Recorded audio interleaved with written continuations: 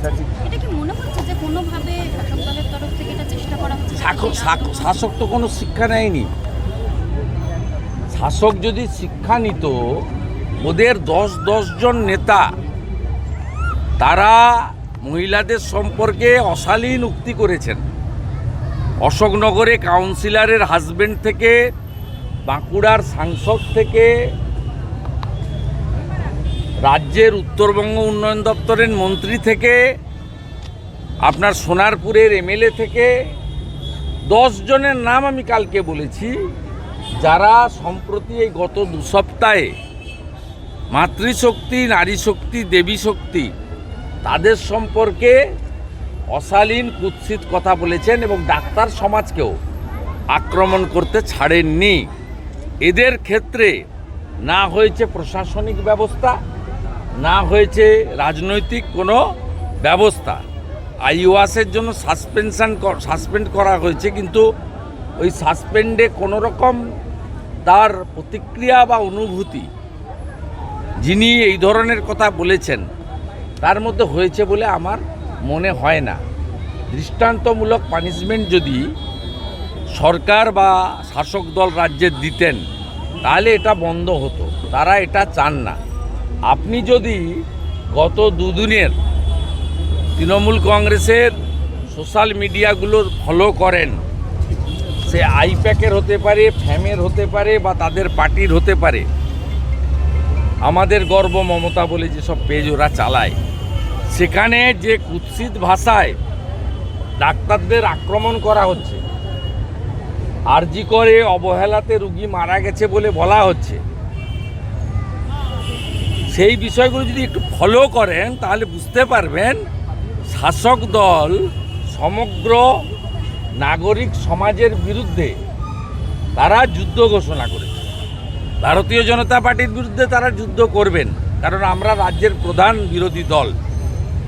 কিন্তু তারা এর বাইরে গিয়েও জাগ্রত জনতা, প্রতিবাদী জনতা, সচেতন নাগরিক এবং চিকিৎসক সমাজ তাদেরকেও এরা আক্রমণ করছে, মিথ্যা অভিযোগ করছে, চিকিৎসক জুনিয়র ডাক্তারদেরকে কালিমা লিপ্ত করছে।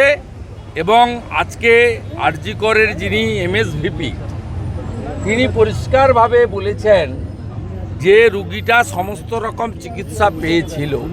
একটা ছবি ভাইরাল হয়েছে শুভেন্দুদা, যেখানে দেখা যাচ্ছে যে পরীক্ষার্থী পরীক্ষা দিচ্ছেন, কম নম্বর পেয়েছেন, সেটা হোয়াইটনার দিয়ে মুছে সেখানে বেশি নম্বর দিয়ে দেওয়া হচ্ছে। এরা থ্রেড কালচার চালাতো এবং নিরপেক্ষ, তার উপস্থিতি সেখানে রয়েছে। তো সিন্ডিকেট ছিল। এই সিন্ডিকেটের ক্যাপ্টেন হচ্ছে ডক্টর এসপি দাস। তিনি মাননীয় স্বাস্থ্যমন্ত্রী, মুখ্যমন্ত্রীর পার্সোনাল ফিজিশিয়ান এবং তার ক্লোজেস্ট ফ্রেন্ড। তিনি পুলিশের সিকিউরিটি পান, তার বাড়িতে হাউস গার্ড আছে। এই কয়েকদিন ওনার আসা বন্ধ হয়েছে মুখ্যমন্ত্রীর বাড়িতে, এটা কৌশলগতভাবে। ওনার মেয়েকে পিজিতে চাকরি দেওয়া হয়েছে নতুন পোস্ট ক্রিয়েট করে, কারণ ওনার মেয়ে ডাক্তার নয়। এই সিন্ডিকেটটার লিডারশিপ ডক্টর এসপি দাস দিচ্ছেন এবং এর সঙ্গে সুশান্ত রায়, অভিক দে, এদের বড় র্যাকেট আছে। আপনারা তো নিজেরা সবাই দেখতে পাচ্ছেন, তা বড় র্যাকেট। আমরা অত্যন্ত খুশি যে সুপ্রিম কোর্ট কালকে সন্দীপ ঘোষের পিলটাকে ডিসমিস করেছে এবং সন্দীপ ঘোষের লয়ারের মোটো ছিল রেপ অ্যান্ড মার্ডার অন্য জিনিস আর করাপশানটা অন্য জিনিস, করাপশান থেকে তাকে মুক্তি দাও। এটা যে correlated, corruption means not only the tender and others, corruption means আপনার ডাক্তারদেরকে নাম্বার পাওয়ানো, তাদেরকে পরীক্ষা না দিয়ে পাস করানো, এটা বড় সিন্ডিকেট। এবং এর জন্য সন্দীপ ঘোষরা টাকা নিতেন। এটা শুধুমাত্র একটা জায়গায় হয়নি, মেদিনীপুর মেডিকেল কলেজে মমতা ব্যানার্জির সঙ্গে 10টা ছবি, 20টা ভিডিও আমি দেখাবো। জসিম উদ্দিন বলে একজন ডক্টর, জুনিয়র ডক্টর, তিনি তৃণমূল ছাত্র পরিষদের ওই ইউনিটের দায়িত্বে, তিনি ওই কাজটা মেদিনীপুর মেডিকেল কলেজে করতেন।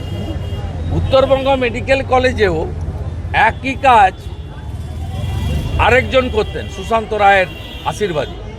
একইভাবে ডাক্তার বিরূপাক্ষ বিশ্বাসরা, অভিক দেরা বর্ধমান মেডিকেল কলেজেও একই জিনিস করতেন।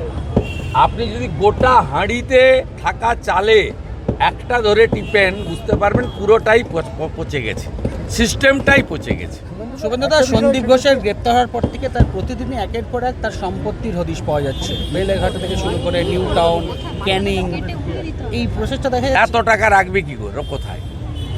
আর ওরা জানে যে পশ্চিমবঙ্গে যিনি মুখ্যমন্ত্রী আছেন তিনি আমৃত্যু মুখ্যমন্ত্রী থাকবেন, কারণ তার সঙ্গে 30% মুসলিম ভোট আছে, আর অভাব মানুষের আছে, উনি 200-500 টাকা ছড়িয়ে দেন। আর একটা বড় অংশে তো নির্বাচন হয় না। আপনি যেখানে দাঁড়িয়ে আছেন এই দক্ষিণ কলকাতার বিস্তীর্ণ এলাকা কসবা, যাদবপুর, এখানে ভোট হয় না। কসবাতে একা জাভেদ খানের বেটা 40,000 লিড দেয় একটা ওয়ার্ডে।